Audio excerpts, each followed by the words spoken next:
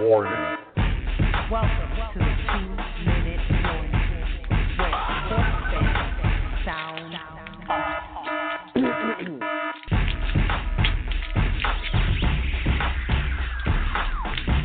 I'm trying to blow your mind. I'm talking literally blow your mind. I'm trying to blow your mind. I'm talking literally blow your mind.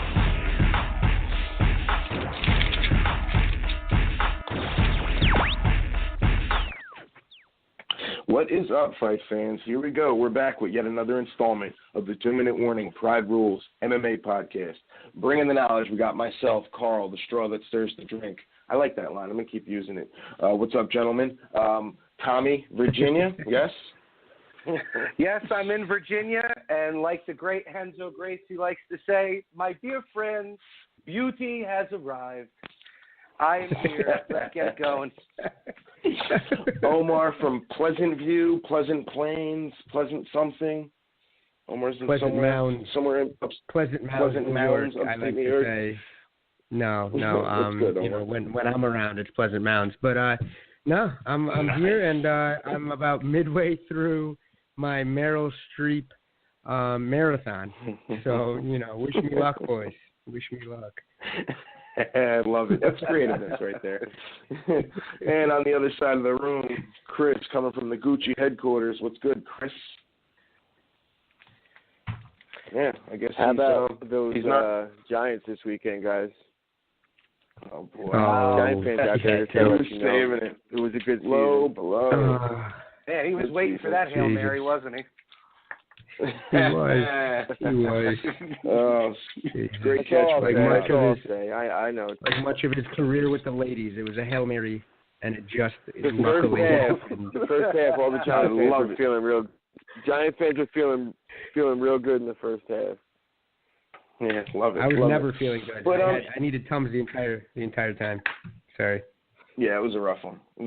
Rodgers played like shit in the first half. The Giants played like shit in the second half. Yeah. It was a good game if you were a Packer fan. That's about it, basically. But, yeah, we go. Pretty Let's much. kick the show off nice. As usual, join the 2-Minute Warning group on Facebook. Just do a search, 2-Minute Warning. Join the group.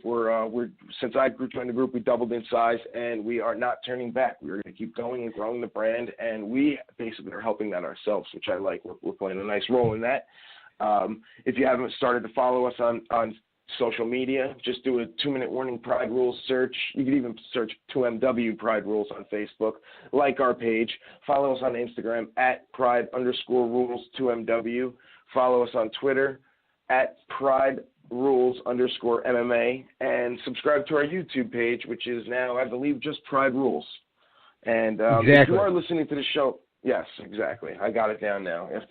After 3 or 4 weeks of trying to memorize it, I finally got it down. If you're listening live right now, the number to call in and ask the hosts or whatever, questions, concerns, issues, if you want to combat anything we're saying, 917-889-2676. All right, I think we sped that up now. I'm starting to get that whole open down, which I like. It used to take too much time. Chris hated it. That was tight. All right, before we get going, over the weekend, I don't know if you guys saw this. I never heard of this fight promotion, but WBK 22 in China, a Russian fighter, Ibrahim Khalilov, basically exploited the opening round touching of the gloves and cheap shotted this dude 3 seconds into the fight, knocked him cold out. I wanted to talk to you guys. I don't know if you've seen it, but basically he kind of walked up to his opponent. I've not seen that one, but I've seen that happen before. Yeah, exactly. This one was bad many times, but he walked up to not the fighter ethical with at both all. his, But it's no, not his ethical arm at all. But the way he did this, But the way he did this, he walked up to the fighter, met him in the middle of the cage, put both his fists balled up together, like palms together, reached out. The other dude kind of like flat-footedly did the same thing, and as soon as he touched gloves, he took his right hand and basically right down the pipe, knocked the dude cold out. My question to you guys is, obviously it's terribly unethical and it's really shitty to do, but, you know, how bad on the scale at the is end of the that? day, he did get his arm raised. Right, but, I mean, come on, dude. You need that. That's literally the worst thing you could do, Miles. As shitty as it is, because it really is unsportsmanlike, they don't have to touch gloves. You know what I mean? Like, you do it as a respect thing. They don't have to touch gloves. So as douchey as it is, you could still do it. I've seen it done. I think it's disgusting. Well, that's why he got his hand raised. The guy that knocked him out won. They protect yourself at all times. Right. That's the rule. So the guy that took the cheap shot, like I said, I guarantee he got his hand raised, whether it's unethical or not. He won the fight. What bothers me about it, though, is like Tommy said, and I'm surprised I agree somebody in even that brought sense, this up. but I don't think it's right on any front. I understand that, and kind of what I was thinking. What Tommy said, he was like, how many times you got to touch gloves? I actually wrote this down as a note. It's like, yeah, the dude's a scumbag piece of shit, but you touch gloves, or you shake hands at the stare down, you shake hands at the weigh-ins, you touch gloves when the ref's giving you instructions. Like, how many times do you need to touch gloves? We get it. You guys there's respect there. We're here to fight now. I don't even agree with the touching gloves before the round. I get it, but it's just annoying to me. It's like, come on, just get in there and fight. First of all, if you're a fighter down on the card in the 5th round or the 3rd round or whatever, sometimes they walk up to each other, they like touch gloves, hug, and like before you even get going, it's like 10, 15 seconds into the round. That's time that you need to fight and win this fight. I don't know. I mean, I know I'm kind of grasping at straws. Yeah, but the thing is, with a lot of these fights, they don't always get that opportunity to meet in the center of the ring with the referee, like you see on TV where they say you could touch gloves now. Most of the time on these cards, their names will get announced, and then the referee just comes in and it starts. So and they come out of the crowd for some of these small organizations. They come out of the sewer. And we're doing this, so it's random. Yeah, it's true. I think it's only it's like the main events, right? Main event, co-main event, maybe a title on the line. They'll do the whole in the center of the ring. So I get it, but some cases I think it's just too much. I don't know. I think in the UFC they always meet in the ring, but no, just think of any type of not even an undercard. Just think of any type of regular fight. I don't think Yoel Romero and Chris Weidman met in the center of the ring when they had their fight recently at 205. I don't think they would have understood each other. They wouldn't have understood each other if they had met at the center of the ring anyway. Like, what are we doing here? Correct. This is correct. Who's this? Come on. Well, basically, I just wanted to say that if you guys just do an MMA news search, if you're listening right now to the show, or if you guys have a second now to do it, whatever, you could look it up. Just do MMA news, fighters, cheap shot. Should I just look up probably pop right up. Cheap shot? Scumbag cheap shot. Scumbag right? Piece of shit cheap shot. Yes, exactly, and you'll find it. I just wanted to mention that to the listeners and the hosts, just to get the show kicked off right. But in any event, we're gonna move into it right now, and we'll see what we got here. Khabib Ferguson is on for 209 officially. All right, I remember calling this a couple weeks ago. I know Chris he didn't share my sentiments on our opinion if this fight should even happen or not. I think it's good. I think that both fighters deserve an equal shot at a title shot. So instead of giving one here's my point. Could you shot, hear me out with this one? Yeah, but let me just finish. Instead of giving one the shot and one has to wait in the on the back burner, make them fight now, and the winner fights, and then obviously he could have a shot at it, next if he either, say Khabib beats Ferguson and then goes on to beat Conor. You're going to give Ferguson another chance somewhere down the road. Why not do it now and then let them have their shot at a rematch, down the road when things kind of sift itself out a little bit too. I mean, I get what you're saying. Why don't you let the listeners know your opinion? My point is they're struggling for contenders in the lightweight division at this point. Like, who do they have to contend? They're having their two top contenders fight each other, so they're going to lose one. Right. Now, how many guys do they really have to contend with? Let me just ask you something. If you're the number, I can't think of any guys. They just gifted Eddie If you're the Alvarez number 2 contender, Chris, if you're the number 2 contender, and you lose to the number 1 contender. I think he is. I think Chris is actually ranked number 3. Oh, Chris, yes. I think right Don't fucking juice that any more than that. Well played, Omar. No, but what I'm saying is, if you lose to the number 1 contender as the number 2 contender, or vice versa, should you really drop that far out of contention? You're losing to the second best guy in the division. No, it's not like you're losing to the 7th. But they shine. But you just lost. But either way you look at it, that means that if you're going to get title shot, that means you're giving a guy that's a 500 in his last 2 fights a title shot because he's going to win one or not even. You're going to give a guy a title shot coming off a loss. Like, how did you know? Let's be honest. The UFC doesn't give a shit about recent fights and records and recent bouts or whatever. They're giving title shots to fifth-ranked fighters sometimes. So, Carl, these guys are borderline really struggled. Everybody talks about Khabib, Russia, all this bullshit. How come he's not fighting him? You know what I mean? Like, nobody gives a shit. Khabib ain't a big star. Him? That's all horse shit. He's not a big. Like talking about, how he's a huge star. Russia's got 150 million. He doesn't have no fucking fan base. This guy, it's all a load of shit. Like, he's not a big draw. Nobody cares about him. So if you add a loss, I think that he's not a big draw because really he's nobody's boring. going to care about him. And it's funny right now because the first blog that I'm writing. How much more boring is he going to be if Tony Ferguson paced his ass? And then, he's got a recent loss on his record. Then is he really going to There are almost 3 million Dagestanis, Chris. There's almost 3 million people in the Russian Republic of Dagestan. That's a lot of fans, all right? He's huge in Russia. I don't know what you're talking about. He's huge in Russia. That's what I'm saying. Yeah, but I don't give a shit about Russia. We're in the United States, and we're talking. Me personally, I'm talking fan base worldwide. So yeah, he might be popular at home. Every foreign fighter is popular at home. Aldo's popular in Brazil. It's just this is what happens. But what are they generating? I'm a legend in Queens. That's what I want to know. I'm a legend in Queens. Are they generating pay-per-views? It's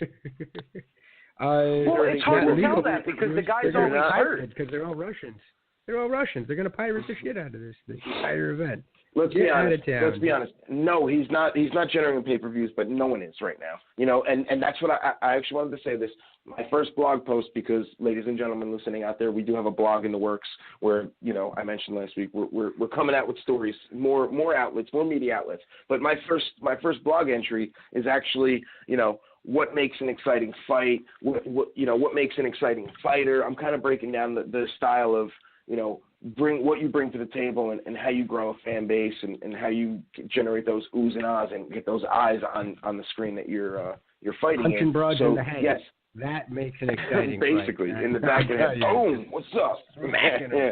But honestly, I think that if Khabib didn't, I don't even want to say lay in parade because, yes, he's a monster on the ground, but I think his style, and I'm sorry, I said it before, and it even applies to strictly jiu-jitsu guys sometimes.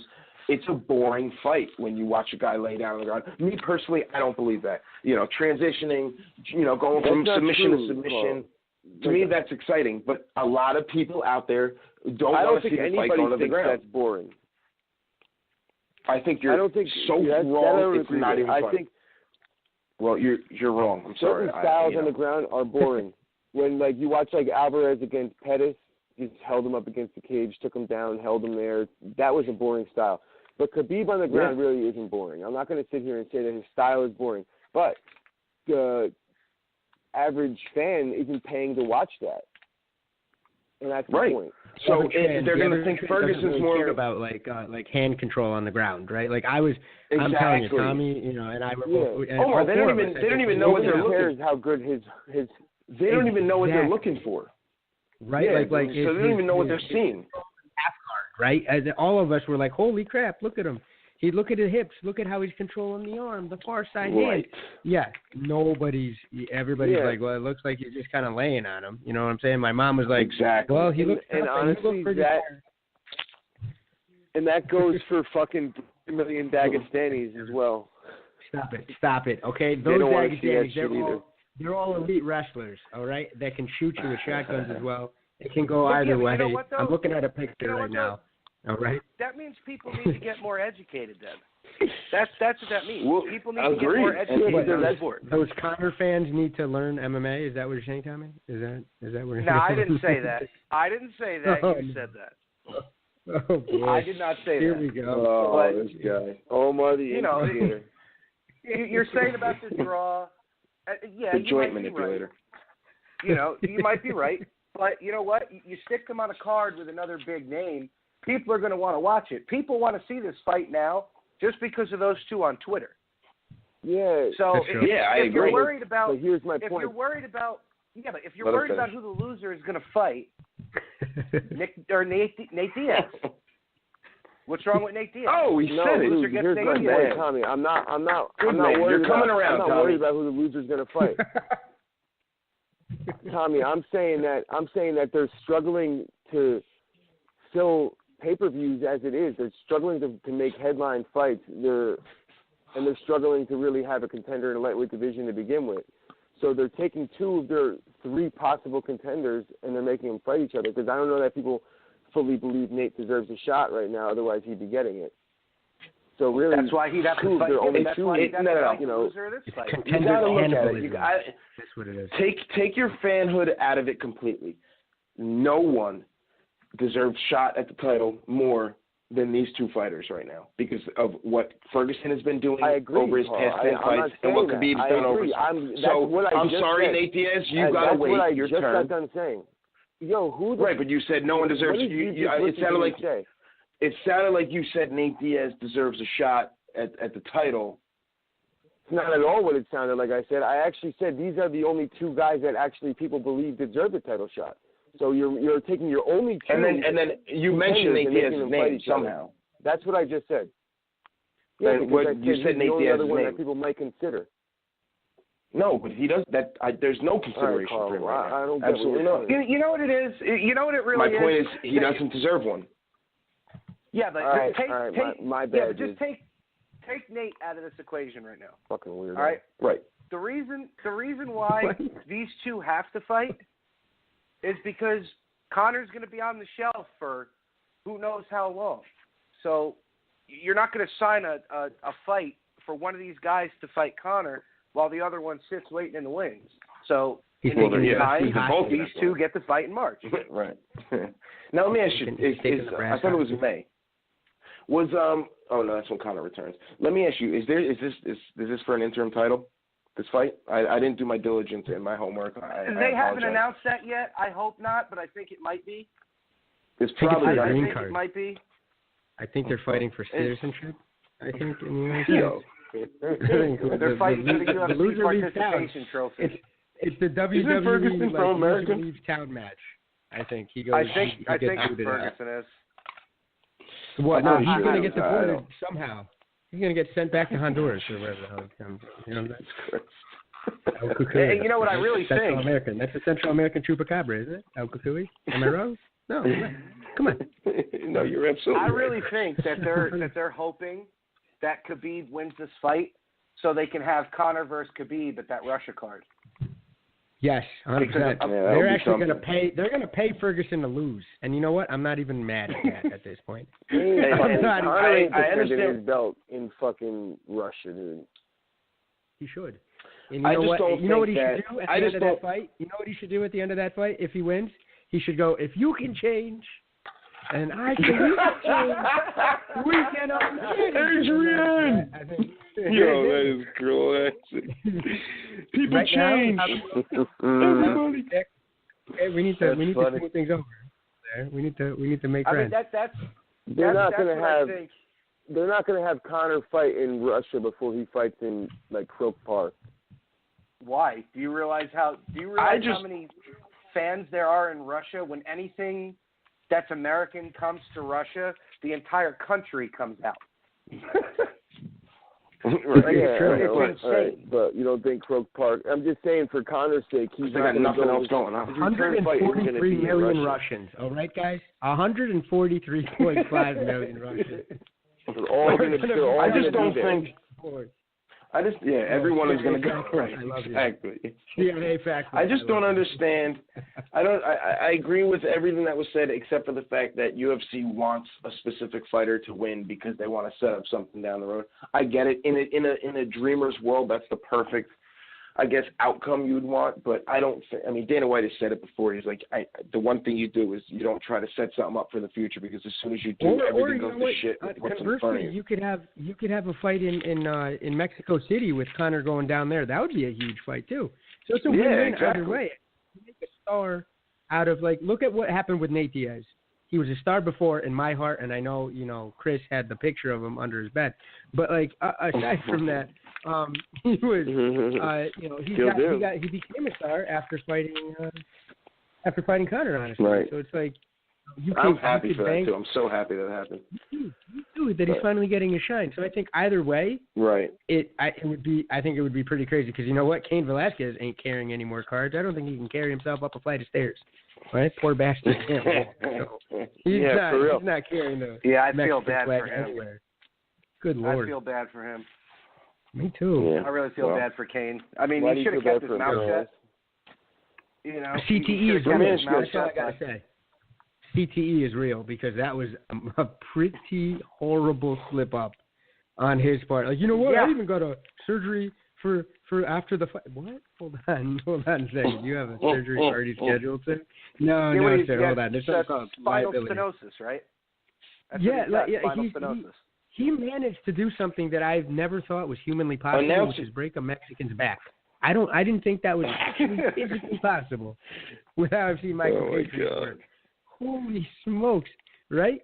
He managed to do it to himself. And then he's also going to tell his employer, hey, I'm going to do a physical activity, but I already have spinal surgery scheduled for the day after. Like, don't mind that, that's though, right? fucking nuts. Right. I don't know if we ever see him again. That's what I'm wondering. I don't know if we ever see him again. He's going to be assassinated. He's going to die on the operating table. Dana White's going to gas him and you just go to sleep. Holy just go to shit, sleep. Omar. Done. Wow. He's coming out. Oh, man. But it's going to happen. Somebody better watch him. Really make sure he's vital. I'm telling you, watch his vitals because he might just slip away into the ether. And Dana White's like, you shouldn't have been talking shit. You know what I'm saying? Good Lord. So that's going in the Omar book, the book of Omarisms, that's for sure. Oh, good God. Anywho. He's getting assassinated on the operating table. Somebody's just gonna put, a little thing of chloroform on a rag and just be like, just calm down, bro. I got you. Count back from 100. Yeah, watch it really happen. Next thing you know, Omar's under investigation.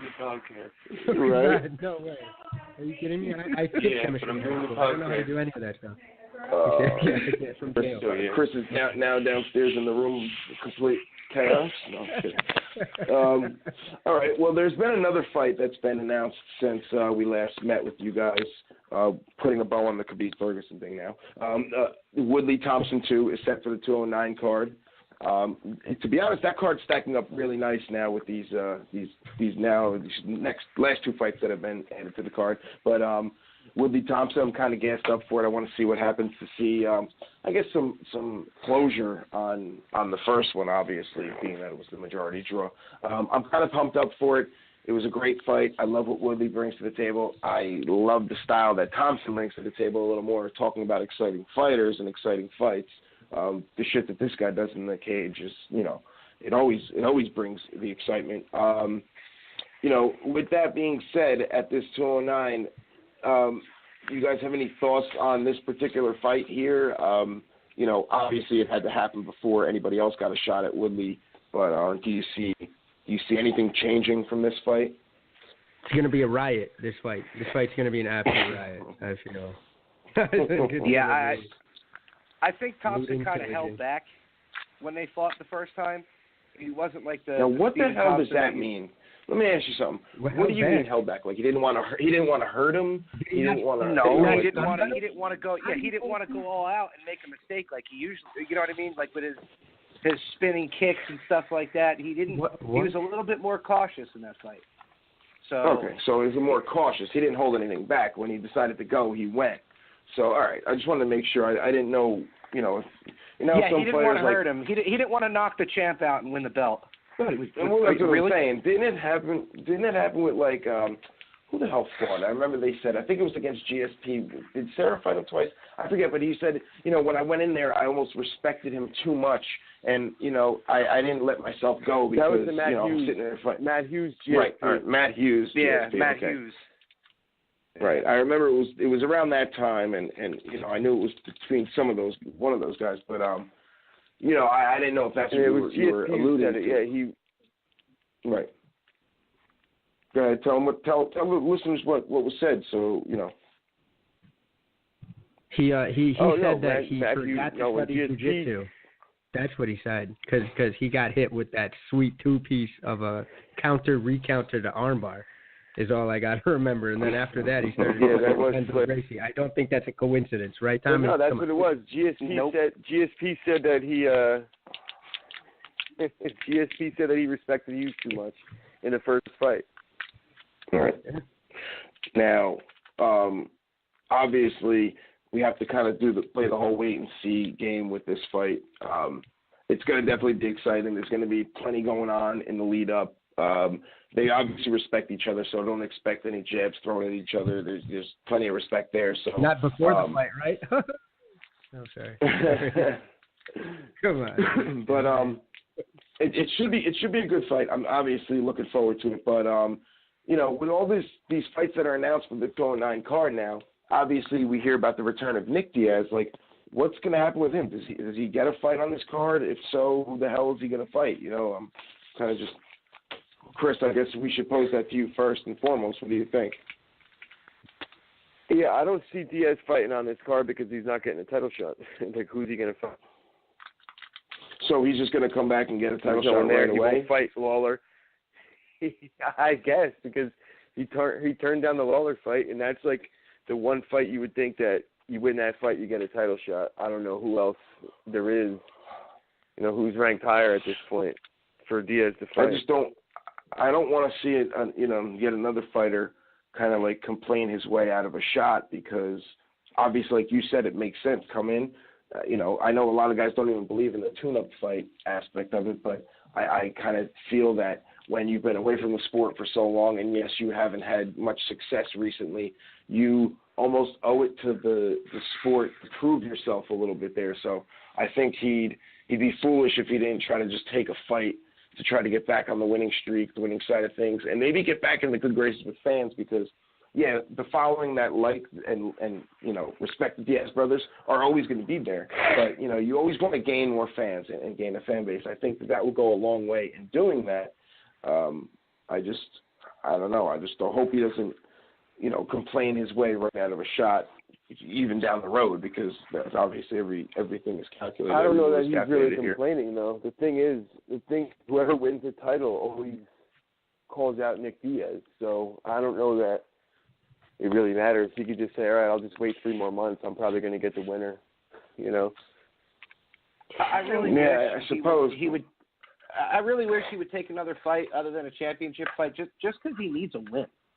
He that's what I think. Since 2011. It's tough. His confidence. Yeah, I'm not.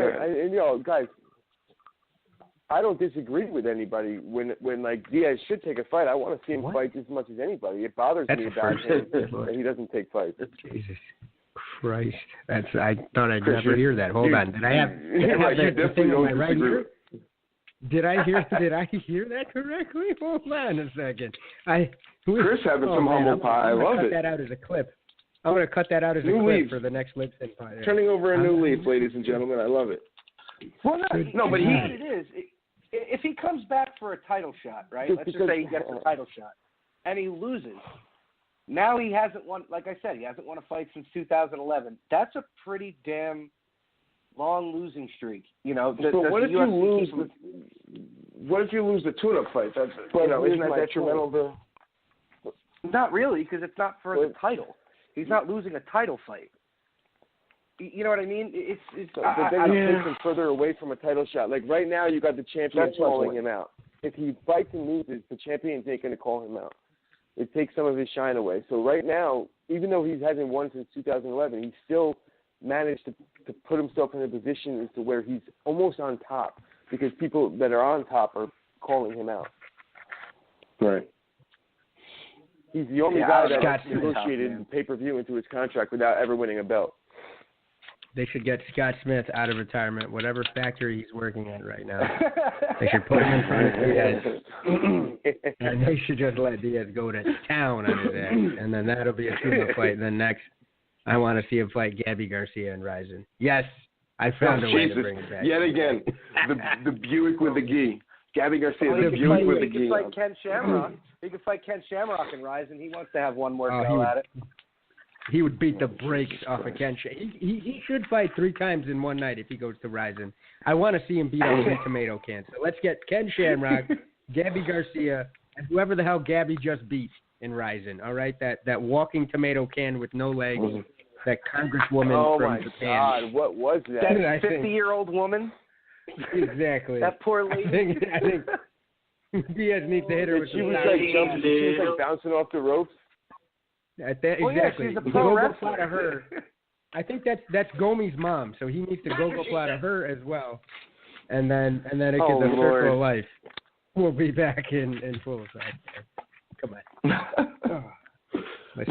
Oh man, Omar can never go a show without mentioning Bob Sapp, Bas Rutten, Gabby Garcia. One of those names is getting mentioned in an Omar show. It's the holy trinity of MMA, guys. I don't know why you guys are hating on me. He's always in my heart. Never hate. I pray to St. Boss every day to calm myself down. All right? I pray to St. Boss. Anyway. Okay. That's amazing. I just love it. Hey, the guy went so fights. Come on. Let's go. So we agree. Nick Diaz probably isn't going to fight. I wish he would. I hope there's a fight out there that he can take. I don't even care if it's against a pillow fluffer. It doesn't even bother me. I just want to see him back in the cage. I don't know that he's going to fight unless it's for a championship. Is he fighting Dakota Cochran? You mentioned he's fighting a pillow fluffer. What exactly are you talking about? Now let me ask you, Chris. Are you saying that just because of what he said, or like, why do you keep alluding to the fact that if it's not a champion, he's not going to fight? Is that just because of the champions have been calling him out? So you think that that's the only class of or fight that's worthy of being taken right now? I'm trying to understand the logic behind it. I'm not calling you out. I'm just curious as to why. I didn't say that at all. There's definitely fights out there that I think that are worthy of Nick Diaz to beat his opponent. Like, I think Lawler is the perfect fight. I would love to see that. It would sell. 100% would sell. And they I was had at that first fight, Chris. Granted, it was Chris. I was at that first fight, and I saw the riot after the Cabbage Carrera. Who was it? Oh my God! Oh, it was Tank Abbott versus. I think it was Tank Abbott versus Cabbage Carrera, and I saw your boy knock out Robbie Lawlor with like the walk-off punch in the mouth. Remember that one? That he just slapped him, but with that was great. Killed him. He dropped face first. He slapped him. That was the beginning of the Stockton slap. 100%. Yeah, he slapped him, and they laughed about it. There was a riot in that ring. It was hilarious. They didn't show it. You were at that card? Was that when? No, they definitely didn't. Went in there. It was the 10th anniversary card, for the UFC. So this was back in the day, and I remember they had that. They had the riot, and I remember Pedro Hizzo was actually in the front row because that was one of his last fights in the UFC, and I think he either won or lost a really horrendous, just boring ass fight, right? But he was sitting like 3 rows in front of me. I see some guy come in, sit down, and I'm like, he's the size of 4 of these chairs. And I'm like, oh, shit, it's Pedro Hizzo. I shook his hand. I walked away. I'm like, I'm not going to tell him he had a shitty fight. You tell him. But, there was a riot at that fight. It was hilarious. But, man, Diaz just – and nobody had him because remember how big Lawler looked in comparison? Yeah, no, that was when Lawler was like a rising star at the time. Everybody was on Lawler's jock at the time, for real. Yep. He was a head case back then. That might be my favorite Diaz fight. That's the first time I ever seen him fight. That's when I started liking him from day one. I was a fan. I love that shit. It was tremendous. It was tremendous. I remember while we're on Diaz, back to Carl's question. Sorry. No, honestly, I was just going to say, I don't think. I just think that if he's not going to fight Lawler, Chris, can you hear me? Lawler, there's no other fight for him. I feel like it's weird today. I hate to do this on air, but something's wrong with like I hear you talking, and like 2 seconds later you'll start coming over air. That's why there's some long pauses today, because like I'll hear him talking across the room, and it won't come over on air for I thought it was just contemplation. I thought you guys were deep. No, it's not. That's the thing. He's not really contemplating, but I do remember talking about this with Chris. It doesn't look like he hits hard. It doesn't look like he's really like a good puncher, a good boxer. And they're like, oh, stop, the Diaz brothers don't have power. They're just pitter-pattering in there. And then, he winds up landing 6 shots in a row right on the button. And, those 6 shots all add up to like a fucking bolo. So yeah, the guys go down. So, it's something that it's a style that definitely should be looked into, and I think more people should take it. And you hear Nick Diaz talking about it to like the interviewer about what he should tell Nate. It's like Conor has the same style, even John Jones does, with that like kind of like forward open hand. It's not a jab, it's not really a punch, but they just like paw it out there to kind of keep their opponents at bay and range themselves out with it, which I think is a good thing. Picture Nick Diaz walking his opponent down. He's always got his hands up in the air by his head, and Conor the same thing. There's something to that, I think. That's a pretty good technique for 2 reasons. To, yes, keep your opponent at bay and to, range him out, like I just said. What do you guys think? Any truth to this, what I'm saying, or am I way off here? You're the experts. Well, if it works, it works. I mean, there, if it works, that's the thing. It works for Conor. Does it work all the time? I don't know. That's what I'm trying to ask. Nothing works all the time. Every time. Yeah, leg kicks are the only Right, Tommy? Like, what do you say with him heavy on that front foot? Yeah. Right? Yeah. Exactly. Yeah. Like a good Thai fighter lights him up, and I think we saw that with both of them. But it's a fun style to see, like volume with the gas tank that they both have, the 2 brothers have. It's crazy. Like they can, like you said, they can put on 45 shots.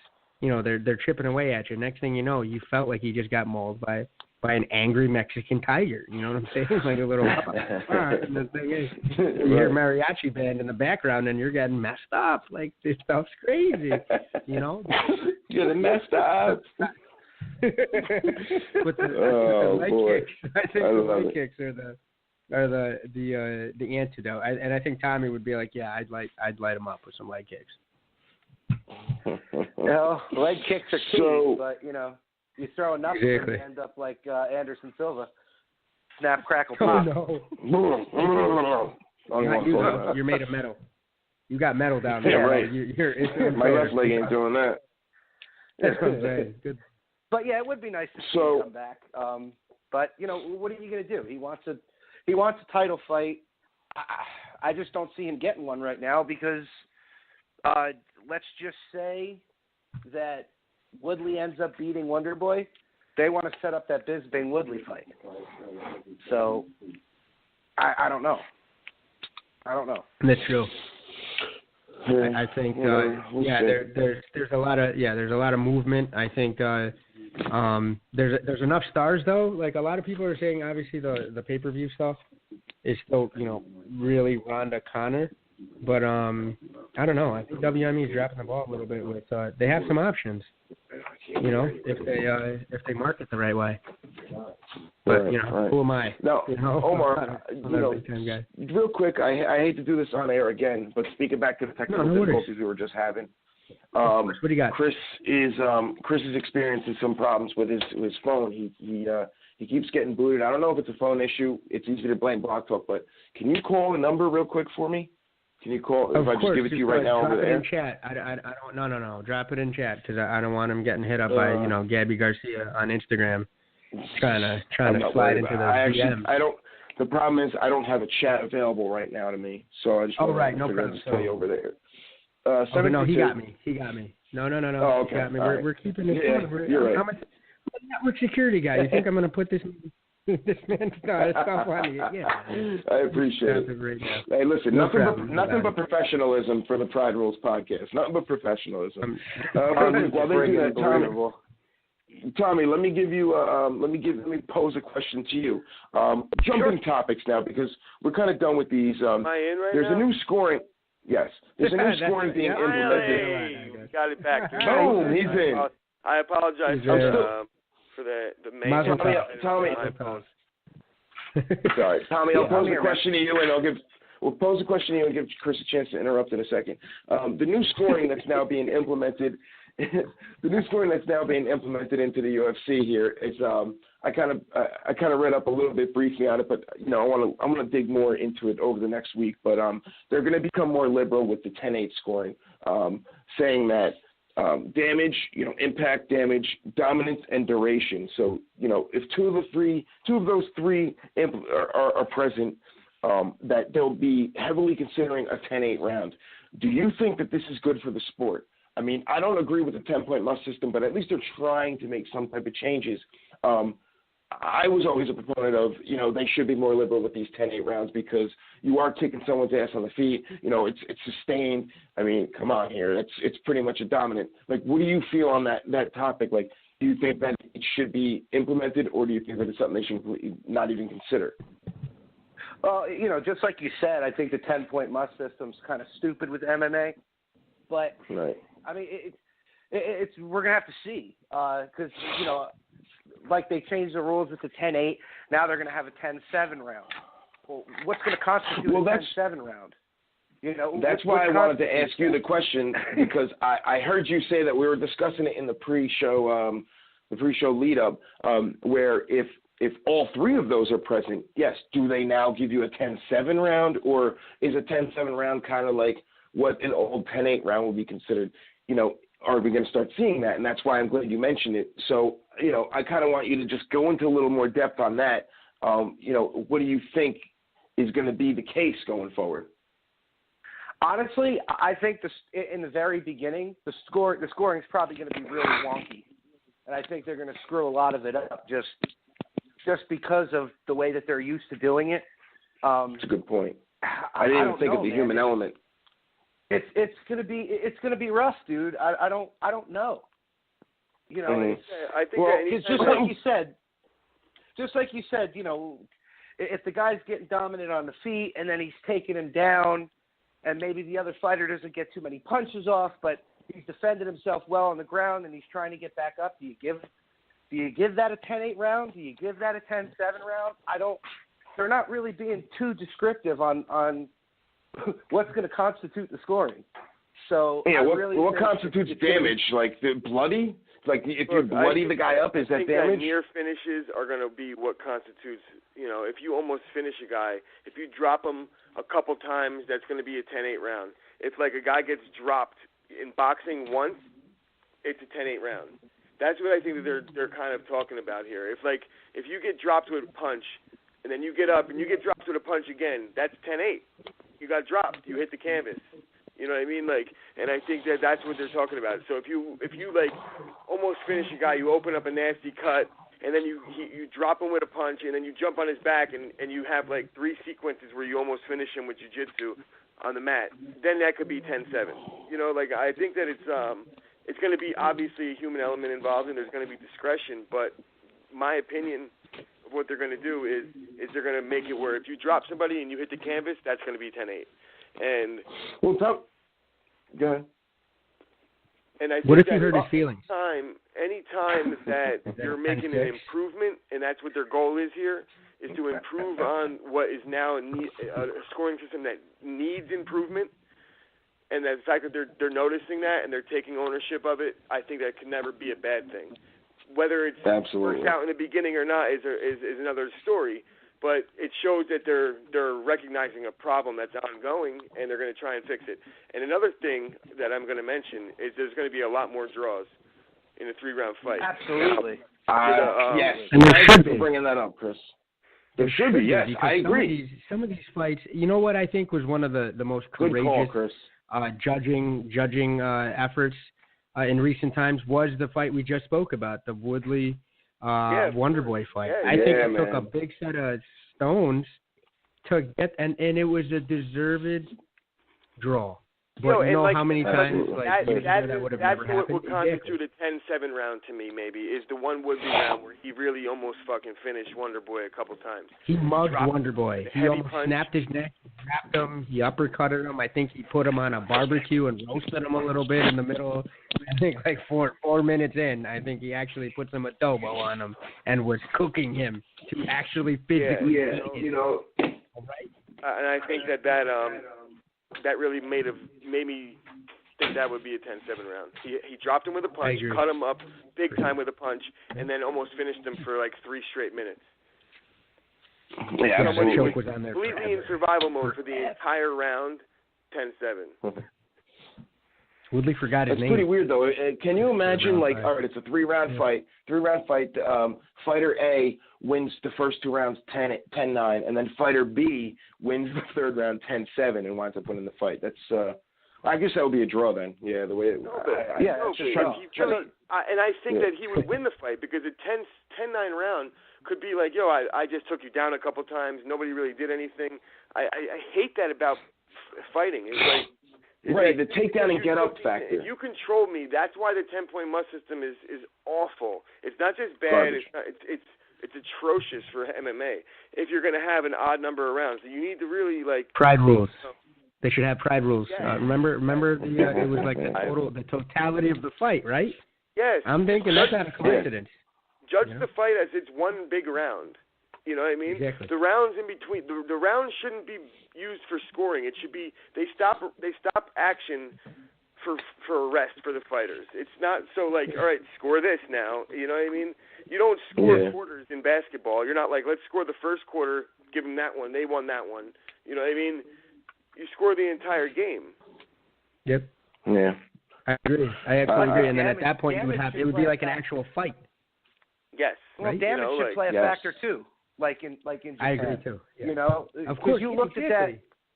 Well, you looked at the Michael Bisping Dan Henderson fight. Who looked like they won that fight? Yeah, and they should use fucking yellow cards too. They should yellow card people. They should do that shit. Won that fight officially. You get hit with a card. You stall twice, you lose a point.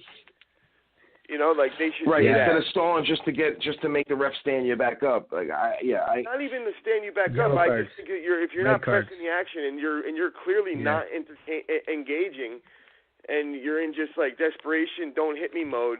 You know, like that to me, you shouldn't. And just because you're a better wrestler and you can control something, but you're not actually fighting, you should get hit with cards. And that's right. Trying to advance your position to the win. Correct. And lose money immediately, which is what I like what Pride did. Right. Yeah. I like that. Here we go.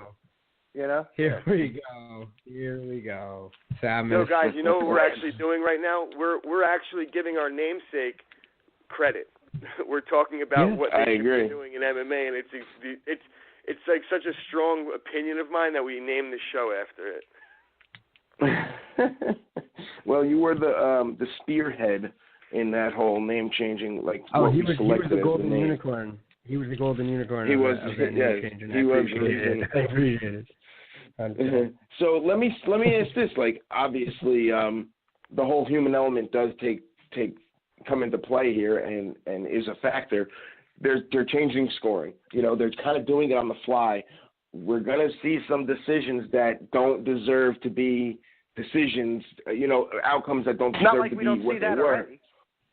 I understand, but you know, you don't see it as much as I think you're gonna see it now because of, you know, one judge might perceive the rule a certain way and one judge might perceive it a different way. You know, like I just think that we're kind of setting ourselves up for a period, maybe like, you know, depending on how long as to how quick these judges grasp it. But I think we're kind of approaching on a period where, you know, you really don't want to leave it in the hands of the judges even more so now. What's Watson God knows right what's now? going on.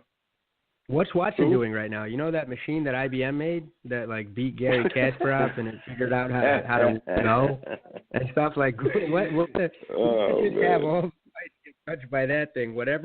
Whoever doesn't die and lose and win that way, I think it's supercomputers. If it would improve on it, I wouldn't be against it. If they could actually do something like that and just, but you can't. Exactly. You can't bribe a computer. Improving. Right. What are you gonna do? Offer it more RAM? Oh, baby. That's right. Exactly. Yo, I got all this. There's a couple of gigs in it for you. What I'm really I got 256 megs of RAM. I'm gonna hate seeing when this scoring system botches. It's gonna botch like a championship fight, like a big championship fight. Right. That's what I worry about. In the back of my head.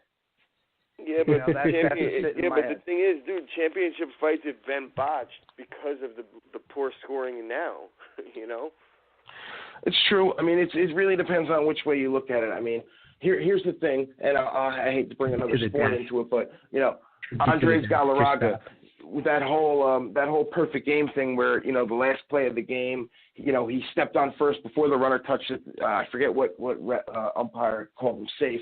So he didn't get the perfect game. And I think Armando Galarraga. And I think that something like that Big Cat was will have. Like, holy smokes, Andre's got Good for you knowing that. I didn't know but I just think that, say he got the perfect game, it would have kind of got lost in the shuffle of all the perfect games. Now, when you talk perfect games, you almost mention his every time now. I think Jim Joyce was the umpire. You mentioned it every time now about, the fact that he almost got it and kind of deserved it. So it puts more of a microscope on your feet and your almost feet, basically.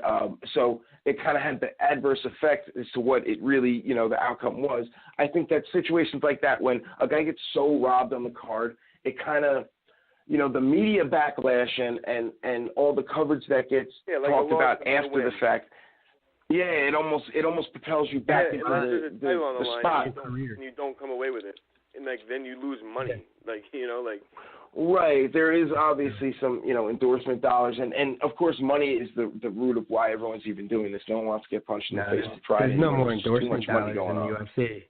Carl, there's no more endorsement dollars in the UFC. You're losing nothing right now. Gentlemen, come on. Unless you're the champion. I hate to cut this off, but it was just confirmed on Twitter at UFC 209. Khabib will be fighting Tony Ferguson for the interim title. Oh, my God. Here we fucking go. Here we go. Oh, our favorite. They give their favorite. I got one today, guys. This is another announcement on Twitter. Another announcement. What the fuck are they doing? Hold on, I won one in a Cracker Jack box. I got one in a Cracker Jack box, guys. I just found it into the title, Chris. So there it is. It's confirmed. Check your Wheaties box. Oh, good Participation trophy given to the winner. It's a win for everyone. UFC's bothering me with this shit, man.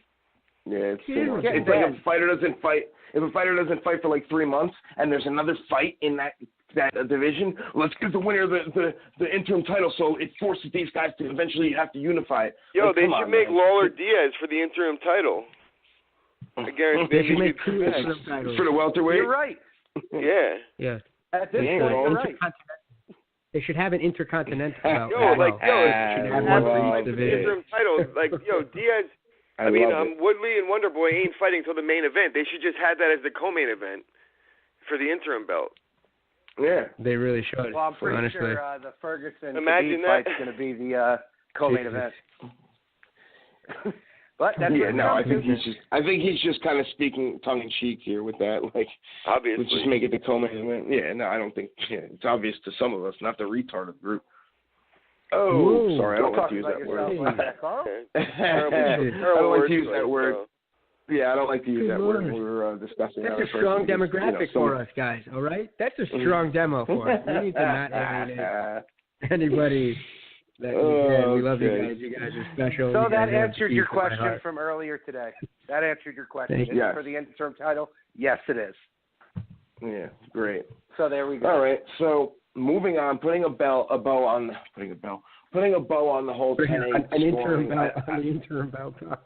putting an interim belt on the whole 10-8 scoring topic. I really, honestly, I don't think the 10-8 scoring was the issue. I think it's a 10-point must system, and I think we're all pretty much in agreement on that. That's until they fix that, they're not going to truly make any headway on the scoring of MMA fights. No, I don't think it's changing much.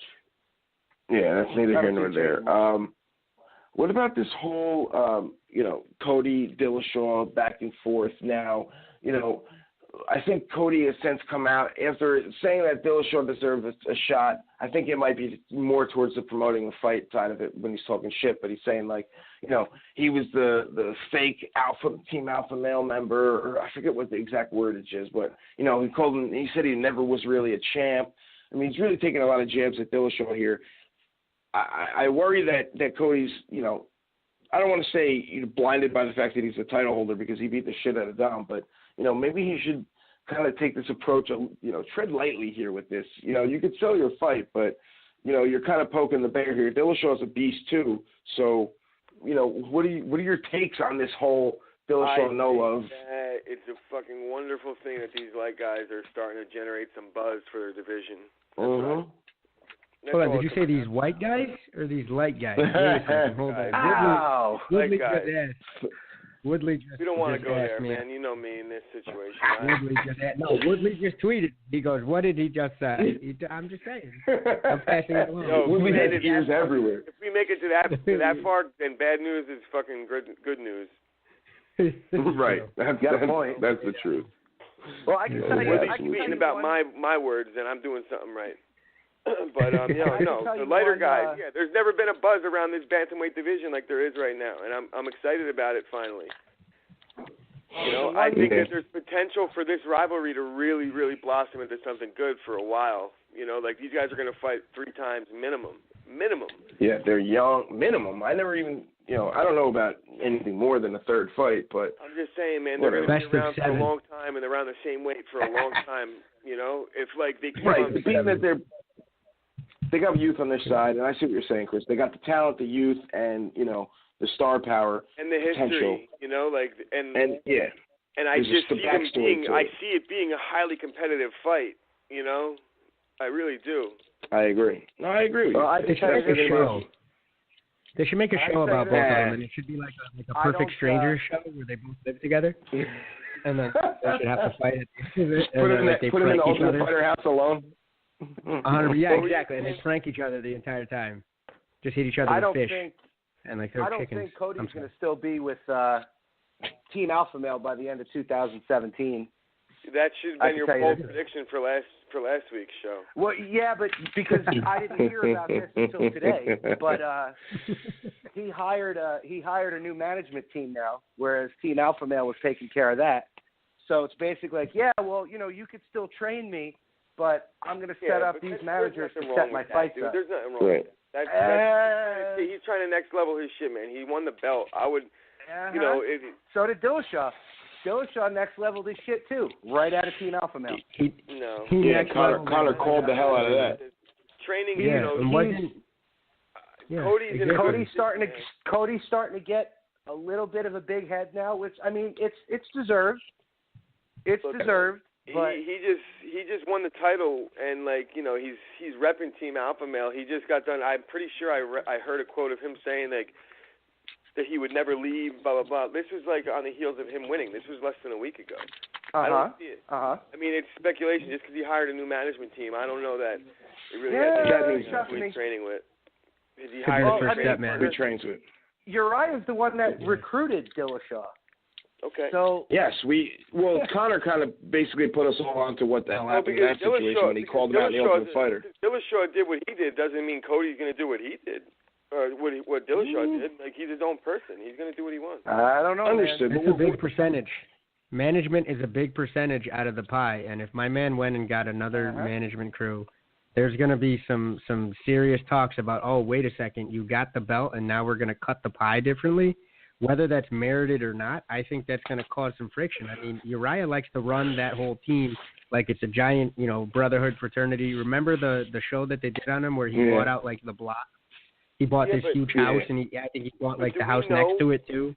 But do we know that? Do we know what kind of management team this is? Do we know that these guys are handling his fights, or could it be something completely different, like a modeling agency, where they're going to do other things for him that Team Alpha Male management team isn't capable of doing? Now that pretty much with MMA, the management team's the one that divvies up their contracts, who they think they should fight. Trust me, right? But what happens when you have value outside of MMA? It's what these guys are trying to do now. They're trying to become more endorsable outside of just the MMA world. Cody might want to. That's what I was alluding to when I said he's probably hired a management team that's doing things for him that Uriah couldn't do, and his fight purse might still be the same. These guys might be getting a cut of his modeling gigs because he's going to be doing magazines. He's going to be doing all this shit now. And he's the champion. That's how you lose belts. That's how you lose belts. Well, if it happens, I'm the one who said it. Yeah, but that's the goal, man. Right? You lose belts that way, but that's what you do. That's why you win belts, so you could do those things and make that money. Man. They might be getting a different cut, a fighter. a completely different cut of his money. It could have nothing to do with fighting, and that's what you got to read up on these things because this is how rumors start. And he'll have to start answering questions about leaving Team Alpha Male because he hired an agent about to get him a modeling job. So hold on, a podcast is trying to stray away from speculation, Christopher? Is this really where exactly. Well done. It's mainstream media, man. But if it happens, you remember who said it. All I'm going to say. This is, and you know what? It's Tommy, not one of my you're sources. right. It's one of Tommy's so sources. My source is a If suspect. it never comes to fruition, then am I going to say, hey, you're wrong, you know? Yeah. No. Yeah, But that's when how do I this get works. to say that? In 10 years? If he never leaves? Like, what if he leaves for something completely No, when different? I said by the end of 2017, he's not going to be the teen alpha male anymore. Okay. That's what I said. Fair enough. So at the end of 2017, when he is, then what? No, I whatever. think, We're not going to remember. We're not going to remember this by conversation. November, It's going to happen. No, if by Chris will November remember. he did leave, if by November he did You're leave, right. I want to play Powerball for all four of us for the entire month of December. You know what it is? It's just a feeling that I have. All right, fair enough. Just a feeling that I have. Just too much. No, I feel you. Yeah, exactly. Everyone's It's entitled just to a their feeling. opinion. Stop We all speculating, want guys. these things to be said. Stop it. Right. I love speculation on this show, and I know Omar feels the same way. He's just busting balls. Right. Of course. That's what we do. But hey, listen. Yeah, that's what we're here for, speculation. I just think that it's half maybe what he really feels and half trying to promote the fight, which isn't stupid. Hey, let's try to get more asses in the seats, more eyes Following on Conor's the playbook, right? TV screen. Right. Speaking of, you're the man. This is beautiful, beautiful segue. Speaking of Conor and following Conor's playbook, now Amanda Nunes comes out and saying that she wants to move to featherweight for a chance at a second title. Like, come on, people. She wasn't even on the fight poster for her fight. There was no media surrounding her last fight. Now all of a sudden she wants to move up and have a second title. Like, why are these people? I mean, I get it. I get why, but Conor plants the seed, and everyone is now trying to run and copycat him, for lack of a better term. Like, yeah, but Carl, that's like saying lessen your dreams. Don't want to do things because this guy did it. Conor did pave the way, but that's what people are for. He did that for a reason. Now other people want to achieve that, and I don't blame them. He's the Jackie Robinson of dual championship. Yeah, but do you realize all right, how guys? big that'll be? Give him his due. Do you realize how big that'll be for the women fighters, that there's a woman who won? First of all, it's so easy to do. I feel like that any of these women who were champions at one point could have done it. Like, it's easier for a woman to do that, I feel. And I think it's aren't there competition isn't as stiff. No, I'm serious. Listen, no, the competition is less stiff. Well, that's my point. There's just less women to go around. So by process of odds and elimination, I think that's a fact. There's less women, but my point is it's still a hard feat, and maybe it's easier, maybe it's harder. Who knows? That's really not for us to even determine, because it's who knows. You still got to go win championships. It's one of those touchy subjects that Chris wants to stay away from, guys. All right, so let's table this. No, I don't even mind talking about it, but I'm saying, like, I just don't see it as being a problem. As like, no, like not everybody know. can beat Conor, and not everybody's going to get the opportunity. So, but just wanting that opportunity, I don't blame them. I don't think that Dana's going to appease them all and say, all right, yeah, go for 2 belts. No, you got to be something. You got to bring something else to the table besides the ability to do it. Because there's been, like you said, there's been a lot of people that have come along that probably could have done it. John Jones probably could have done it a while ago. Anderson Silva probably could have won 2 belts a while ago. Possibly. They just didn't try for it, right? Possibly. And Jones. In his prime, I don't know that he wouldn't have beaten the heavyweight champion. In a fight. Right. So. I'm not saying that there's been guys that could have done it before. Yeah, he could have went down. Something different to the table, like Conor. He brings, we're talking about billions. Charisma, what Conor brings is different. So they're going to give that guy every opportunity to do great things, because that's who they want to spearhead those, they want him to be the trailblazer. But to say, Cody wants to win another belt, everybody that becomes champ now wants to do what Conor did, like you said. I don't blame them for wanting that, but the UFC at least an interim belt. At least give her an interim belt and another. Maybe they should do that. Like have Nunes fight for the interim belt again. Oh man, I think you know what, for the women's division, I think that would be huge to bring more light onto the women's division. So I think it would be a pretty cool thing if she did it. I don't know what? know I think why they would she give. can't. I think if Holly Holm wins the belt, I think they would give her the chance to do it before they would give Nunes the chance, just out of star power and likability alone. Like I think Holly has a better chance at becoming they would rather the UFC would prefer Holly Holm to be the first 2-division champ over Nunes, if you ask me. Yeah, but wouldn't Holly be fighting Nunes? I agree. Yeah. Either way, but he's talking about who they would want to win. Because they could either have Nunes move up to fight Holly, or they could have Holly move down to fight Nunes. Whichever weight class it happens in, it would be like a UFC literally showing their hand as to who they would prefer to be the 2-division champ. Right, whoever they decided to let the other one come into their weight class. I just feel like it'd be a lot tougher for Holm to go up. Which would, in my opinion, we would like. I don't hate Holly Holm. Milk carton.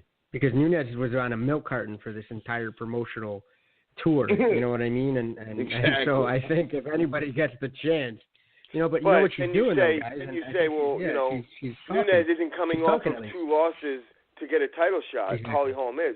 So, who deserves it more? I would say Nunes does. For sure. After what I think she messed up by not wanting to come out. She should have pushed for more media coverage on her own. I would have been, If I was her, I would have been like, fine. If Rousey doesn't want to show up, that's fine. But I'm going. I want people to hear my voice. I want to answer questions about this fight. This is the biggest fight of my life. I think she should have pushed a little more for it.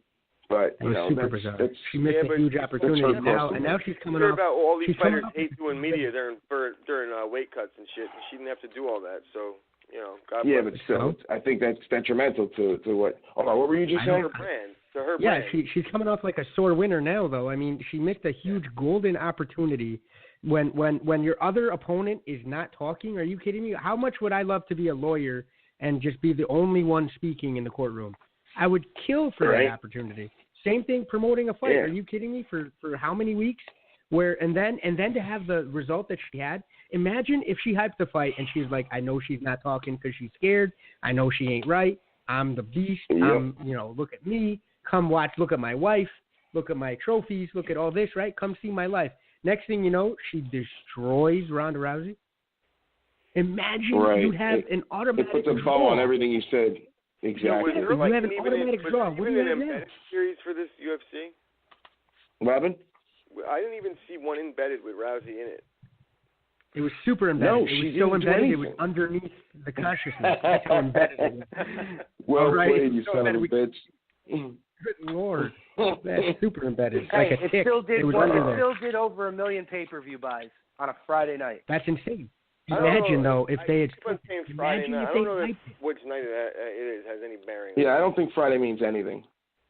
Yes, it does. Brock Lesnar, Alistair Overeem only sold 600,000 pay-per-view buys. Because it was Friday. And it's only because of Brock. Overeem's, who cares? If Brock had all of his intestines for that fight, it would have gone over a million pay-per-views, okay? I just want to say that right now. He had his full intestinal tract. We would have seen one. But, like you were saying, there was a lot of press coverage and things like that. So only really the hardcore fans knew about it and still did over 1 million pay-per-view buys. So it's all Ronda. It's tough. Yeah. Yeah.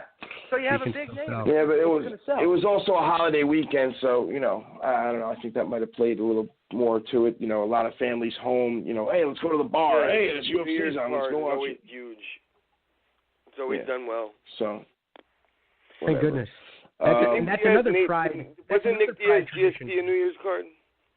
That's a pride tradition. No, that was on a Saturday. Yeah. That wasn't a New Year's card. The New Year's shows. Let's give it up. Let's give it up to our namesake yet again, twice in one show. That's more of a pride thing. They started that. Exactly. On those New Year's Eve shows. Ooh, remember those things? And it was on New Year's Eve, no matter what day it was. Holy smokes. That's pretty cool. I don't remember that. I do. I was Carl wasn't doing wishes for my ex-girlfriend. Carl wasn't. Well, I was a casual fan. Pride scene, but I'll give it credit. When Conor McGregor came out. We know. No, but Chris, do you remember? You remember those fights, right, Tommy? I know for sure. Those fights were nuts, and it was events. I was watching UFC back when Tank Abbott's fighting 3 and 4 times a night, and Dan Severn, I remember those tournament styles, and I was huge on it. They were coming to my house, my friends, and they were all sitting down. We were watching them then. We were trying to simulate UFC fights with me and my friends. So I was big on the UFC game. I didn't come around to the Pride until like LimeWire and Kaza, were staples in everybody's household with downloaded fights. Of course. But at that point, I definitely was big on it, because I've seen, every highlight by now. For Pride. You gave your computer AIDS Basically. in order to get Pride fights. Right, in other words. But, hey, I regret not being as into it back then, but hey, what can I do now? I just got to dive in as much as I can now and immerse completely in it, which I'm basically doing. So I couldn't even care less about any other sport except MMA now. It's weird. All right, so moving on from that topic now, we did mention this in the pre-show production meeting. Lawler is now splits with American Top Team. He is a camp free agent. He failed to comment why. He hasn't really come out and say it. He just basically reported that he's no longer with them. It's more or less, it has the makings of being a falling out with somebody, but, it's not always that. Usually when they don't comment on it, it's, hey, I had a run-in with somebody and we don't see eye to eye, so I don't want to throw him under the bus or put him on blast yet. Or there could be some legal issues where he wants to talk to a lawyer first. I just feel like if it's like somewhere where he's trying to maybe just like change camps to improve himself or whatever, he might have said that. But even still, you don't want to throw dirt. I mean, he's 34 years old. He's in the twilight of years of his career, so there's not much left in terms of, upside, of course, true 20-something-year-old upside. But as simple as he doesn't feel like he's improving anymore and he needs something different. Certain guys. That's my point. I feel like he might have said something like that to the press if that was the case. And I could be wrong. I'm just saying. Tom Coughlin was a great coach for the Giants, but his message wasn't getting through anymore. You know what I mean? So it was time for a change. Right. And that was, it's just the way it goes sometimes. I get it, and I that's why I don't want to completely speculate. I was just throwing out there what could be the reasoning. Is he ever fighting again? Where do we what do you guys think? Come on. I can't see why not. I would hope so. But I hope so too. But he's taken an awful lot of time to get his head right after. I mean, I know it was a war. I know there was a bunch of wars. That was a brutal knockout, dude. It was a brutal knockout. I get it, but he's saying no to a potential huge fight with he's burnt out. Cerrone. Yeah, he might be. I think he's fought a lot. He's got a lot of city miles on him. He started very young. Remember, he was one of those guys that was lying about his age to fight in shows. Yeah. He was part of that crowd. He fought 5 times. He fought 5 times, I think, in 2015, right? And then he had a lot of fights. That's wild. And the camp that he was part of before, the camp he was a part of before was notorious for being as bad as AKA is now in terms of just beating the hell out of each other. Remember the militant fighting? And I think that he's starting to realize his body can't take these kinds of practices, and he's going to go somewhere where he could fucking take better care of his body, and I don't blame him. Exactly. And there's nothing go train with Cerrone. He should go train with Cerrone. Camp jumper anyway. He goes to AKA, his career's going down the shitter. He's been known to be a camp jumper anyway. He's been all over the place. You should go train with. You should go train on the ranch. On the ranch with Cerrone, I think. And you know what? Cerrone. He trained with. Didn't he train with the Black Zillions for a while? For a little bit, until he so. realized that the Black Zillions were the kiss of death for any person that really wanted to do good in MMA. He's like, wait a second, guys. I want to improve. I want to win. Except Rumble. Rumble, you can put him in a camp in Mongolia, and he's still going to knock out a bear. All right, I don't care. Rumble's one of those guys. He's the exception to the rule for sure. With that power, I think it's a mistake him leaving. You want me to be honest with you? Yes, we do. I kind of do too. They want brought you to speculate. him, to the dance, and he won that belt with them. They turned him into a really good, complete fighter. Where he goes from here, I hope he goes somewhere like TriStar, or maybe over with Duke Rufus. But to say that it's a mistake, I think it's not fair because nobody knows why he's doing it. It could be right, but I mean, we're allowed to have opinions. That's kind of what we're doing in this whole game. But that's what makes me think maybe it was a falling out, because if you look at it from the outside looking in, it looks like, the right move wouldn't be to change camps, because at this point he did win a title with them. So obviously, it's not for lack of improving or whatever. It looks like a bad breakup. Could be, doesn't it? It looks right, like a couple that just broke up. Exactly, dude. And I'm not even joking when I say that. Like, we laugh about it because, it seems like it really could be because of that. Exactly. Something happened where, but let me say this, though. If he goes to Duke Rufus's camp, I hope he brings his bicycle, because no fighters' cars are safe in the neck of the woods. So he needs to bring a bike, get an Uber. He needs to he can't drive there. All right? He can't do stuff up.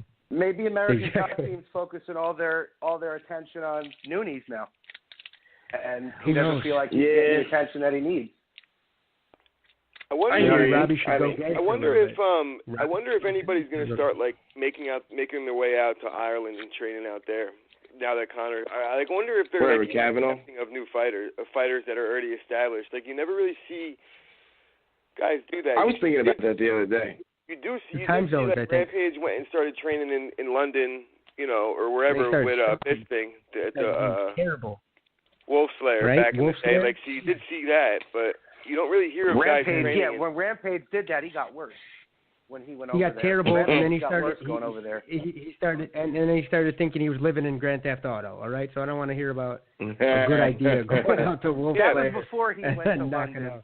I'm just saying that that you did see somebody actually that was an established star go train over in the UK.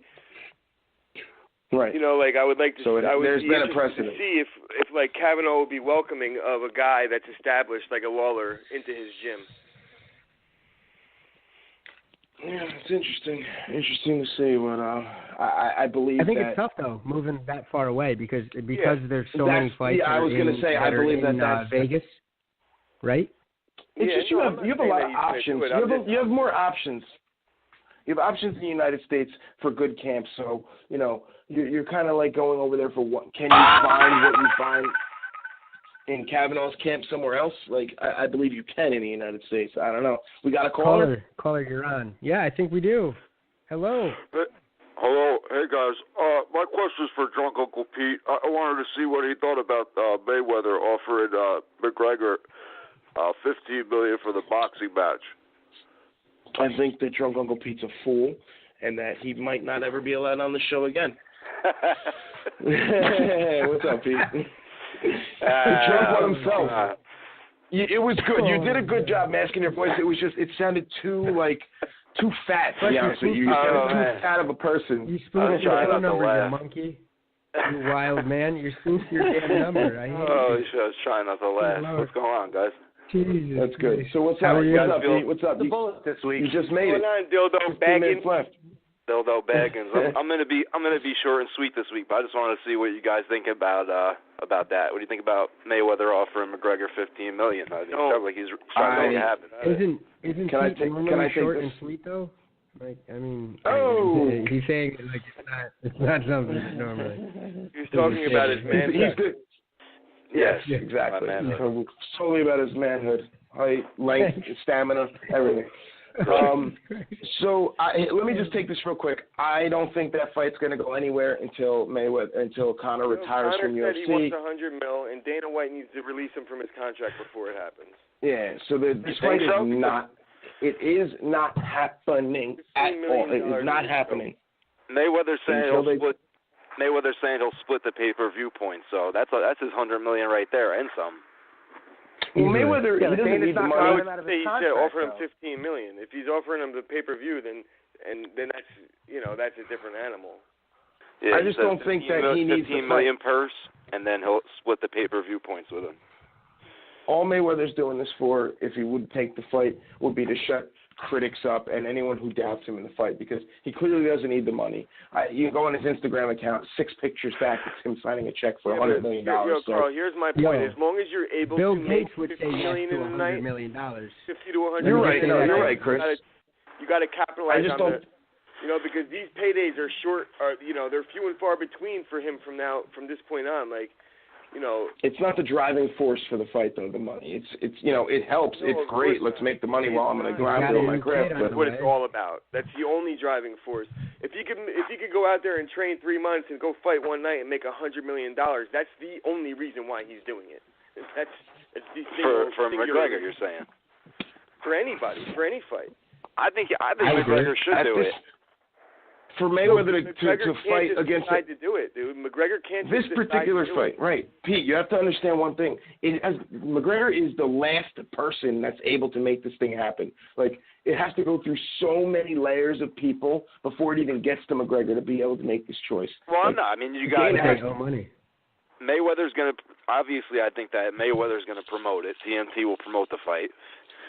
And then WME has to let him go. Dana has to allow it. Conor then has to, or Kavanaugh has to allow it, or talk to Conor about it. It's just there's so many things that have to go right. If they're talking about, all right, if they're talking about splitting the pay-per-view dollars, then we're not talking about this for a long time, so let's quickly wrap it up here.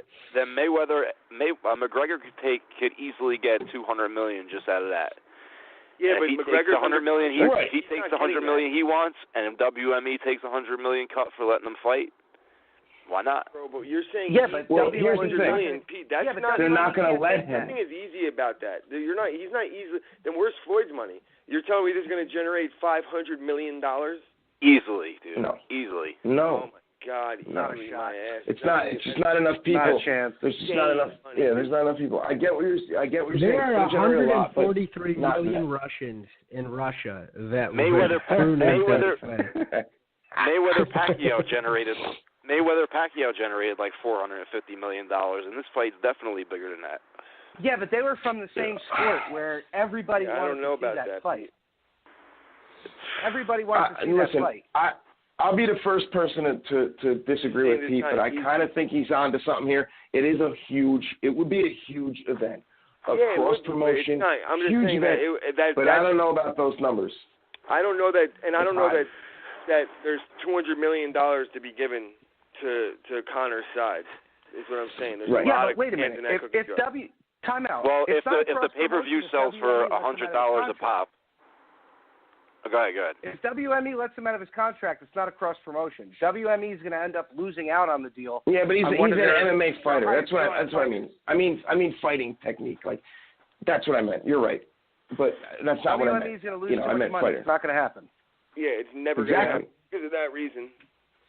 And by the time Conor retires, Floyd's going to be almost 50, and then guys, this fight is not going to be entertaining. It's two counterpunchers. One's not going to want to throw a punch because he doesn't want to lose. And, Conor, while he's going to be aggressive, just doesn't have, I don't think, the speed to keep up with Floyd on a 12-round pace. It'll be a game of push-pull, like Dom said last week after he got his ass beat.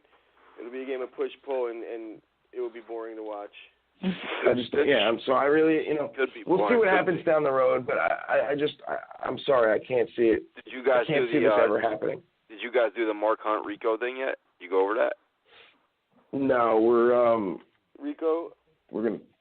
The Mark Hunt we're Rico. Not talking about. No, I'm not really talking about Mark Hunt this week because we talked about him last week, and it's just like whatever. We only have 10 minutes left. We didn't really talk about this whole Meryl Streep thing, and I think it needs to be touched on because it is such a big part of the trending MMA world. This whole Meryl Streep comment that she made at the Golden Globe Awards. Hollywood is crawling with outsiders and foreigners. If we kick them all out, you're going to have nothing but football, mixed martial arts, which are not arts. Technically, she's right. The arts are acting, dancing, artistry, like painting, drawing, molding, etc. Technically, she's wrong because it's mixed martial arts. That's what I'm saying. MMA is a bag of martial arts. So in terms of Hollywood art, it's not. But in terms of the word art, yes, it is. So, congrats on your win on technicality, but, get hit in the ass with the door on your way out, please, because, you're frankly, you're just a bitch. Right.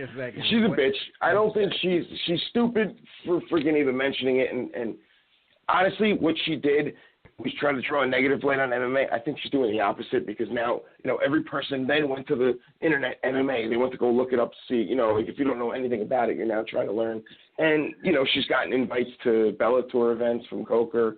I'm sure Dana White has said much. I didn't really read too much on Dana the White ain't responses from MMA. Dana White ain't gonna kiss his bitch's ass like Coker did. I'll tell you that. No, exactly, and he shouldn't, because screw her. She tried to throw dirt on the whole promotion. Dude, they're the most expensive and most valuable sports organization in the world. That is huge. That is so big right now. Yeah, I just think it's funny. And I just think it's funny that somebody from Hollywood is taking a shot at martial arts when in the 60s, everybody in Hollywood wanted to train with Bruce Lee. But I guess that's okay when it's guys like Steve McQueen that are training in martial arts. These people make a living by pretending to be other people, and it's called that art. was 70 years ago, dude. Who cares? These people are making a living by pretending to be other people. And at least a fighter is right. The fakest people on earth. The martial arts are the oldest art form in the world. Are you kidding me? It's a fucking joke. Yeah. She's just an old windbag. It's a joke. Actors practice martial arts to be better at acting. They do these things to improve. A lot of them practice martial arts. So don't. They take roles in fighting roles or whatever, and they'll go train for 6 months. Just your discipline. Your mind, what it does for your mind. Yeah. Sound body, sound mind. I agree. That whole song and dance. Come on. Oh, man. look at Keanu Reeves. He's a big Brazilian jiu-jitsu guy. There's a billion He's awesome. of them. He's huge. Al Bundy. It's rampant, man. A lot of these guys train. The dude from the Al Bundy Bundy, because it's top one. Hey, listen, I'm jealous and so pissed. Yeah, I'm so pissed off that I didn't, take this stance back in the day. I wish I wrestled growing up. I wish I, took karate classes. So now I have nieces and nephews, and I'm really pushing them towards that and trying to get them into it because of what it would have done for my mind. Like Chris said, sound body or whatever. That's a big part. The discipline of it is always something that I was drawn to, and it frustrates me. And I think that more people should look at it as the art that it is. It gives you a self-confidence that you don't otherwise have. It gives you a place to fit in that you may not otherwise have. Martial arts it becomes a family when you go into you sweat on those mats. It's a different feel, and it doesn't have to be long. Right. You don't have to be there long. Right. You can be there for 2 weeks and you feel part of it. You know what I mean? It's a Omar, Omar could be, you could have to go put on a presentation at work and have the anxiety of 50 people who have chronic anxiety or whatever, really be on the verge of a nervous breakdown. You walk into Black Hole Jiu-Jitsu gym and you instantly feel calm and at home, people that are there sharing the sweat and the tears with you. Exactly. I always just liken it to, no matter what I'm doing at work or what I'm doing anywhere else, it's not as bad as somebody just trying to choke the ever-loving hell out of me, on a daily, you know what I mean? So, it gives me that perspective. But what I want to know... man, or any martial art. Exactly. So many things, exactly. So, but what I want to know is how did she get that Michael Jackson outfit out of the Michael Jackson vault? Actually, who did she have to rob and punch? Who did she have to choke out to get that outfit? I want to see. I was expecting to see Bubbles roll up next to her and be Meryl Streep, blanket, Alan Fox. Yeah, 100%. Oh man, oh my God. Good Lord! I think you know what? I think Gabby Garcia beats them both. I'm just gonna say it again. I brought her back in. The Buick and with I think Bob Sapp beats all of them. So. You know what? And Boss Ruben can commentate it, and I can go to sleep listening to his sweet. Oh man, Mr. Tell me that one. Talk about LimeWire. When I would watch these, I was so amazed by the sheer size and bestiality of. Bestiality. Now we're better word. Bestiality. Whoa, this guy can't get off of his fucking neck shit. Bob Sapp. All right, look, you're telling me Bob Sapp didn't look like an actual fucking gorilla in there? And when watching bestiality is fight, the act of. Yeah, but I understand. If you guys didn't explode, if you piece of shit didn't explode, and let me explain myself for lack of a better term, real quick. I'm trying to wrap the show here. I was talking about bestiality and explosions. What is going on in that movie? Said Are you That's telling us very about racist. Pete's childhood? Is that what you're telling us? No, good. 2 weeks ago, he Carl talks was about it talking after he leaves. 10 kids. Now he's talking about bestiality. You know what? This show. That's. I don't know if there's a demo for that, but you know what? We'll try. Put it this way. At this point, we should really cut the show here because it really can't go any further worse. No, but seriously, I was loving the Ernesto Hoost Bob Sapp fights because of it was like David versus Goliath. Hoost ain't even small. Screw Meryl Streep. I really just wanted to talk about her because everyone was talking about it in the MMA world. I wanted to bury it late in the show because I don't want her to. I don't want to give her any special privileges. Not that she gives a shit about our show, but I'm just saying, that's the least of my worries. It also lets me cut out. It also lets me cut out bestiality. It lets me. I know, right at the time marker, I can be like, yikes.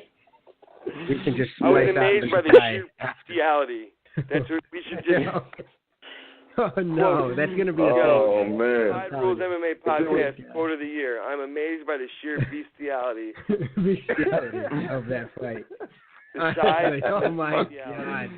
Fuck you, fuck you. You're cool. Fuck you, I'm out. In one corner, Mr. Hands. In the other corner, my man Bob Sapp. Let's go.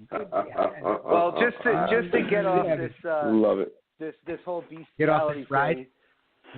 Just to let you guys know, tomorrow I will be stopping by our friend Mike Burke's school to go and check it out. It's Institute Muay Thai in Keansburg, New Jersey. If you're local to Keansburg, you really want to check out that gym at some point. Even just pop in to see Mike. He's really a freaking cool dude, bro. The Institute Muay Thai. The Institute Muay Thai, Keansburg, New Jersey. I really want to go there and just talk to him and pick his brain a little bit, just to actually put a face behind the voice. And is that something that we're going to do? We're going to try and get his buddy on next week. Is that something we're going to try and do? That comedy project? Absolutely. So. Either I want to have Macho back on. I want to try and get Josh on, my jiu-jitsu coach. Since we handled the Muay Thai section, now we should get to the Brazilian jiu-jitsu section. Please try to get him on, Tommy. I'm gonna be in talks with a couple guys too. I'm gonna see if I can get a couple guys of relevance on. I always constantly reach out to fighters on social media, so we'll see. So it's gonna stick eventually, but I'm kind of in the talks. Out there that wants to get on and have a little, shoot the shit a little bit, call in, man. Please call in. You don't have to schedule it. Don't even set it up. I don't want to. Well, we need to get Eddie back on soon. We need to get Eddie back on. I'm already filming The Ultimate Fighter. Right. I'm already in talks with him, so it's going to happen within the next few weeks. Absolutely. And I want to, talk about this, of course, The Ultimate Fighter. And there's other things that happened in Eddie's life since he's been on with us. So, plus, Chris has never gotten a chance to interview with him. So that would be a nice little plus for Chris, of course, because, hold on. Does Eddie have to be on? I'm waiting for the Does obvious. Eddie have to be on for Chris to interview him, though? Like, just, does Eddie, or can Chris just ask the questions? Much. And then and answer himself, right?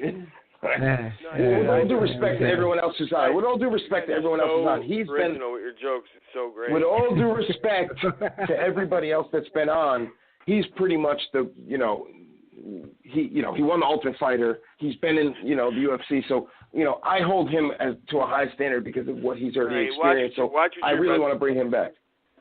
No, I want to bring him back on because I'm interested to see. There's questions that I have for him in his MMA experience that I want to see. We can get another perspective or another angle. Like he's been through the Ultimate Fighter already. I want to see if he'll tell us who wins the show.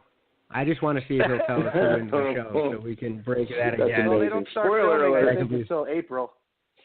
They start filming in April. Right, we got some time. I'm saying, but we could set up like a direct line and just say breaking news. Twitter just told us. we'll have him sneak a phone in like he's in jail or whatever. He'll call us. Call us every Thursday. Exactly.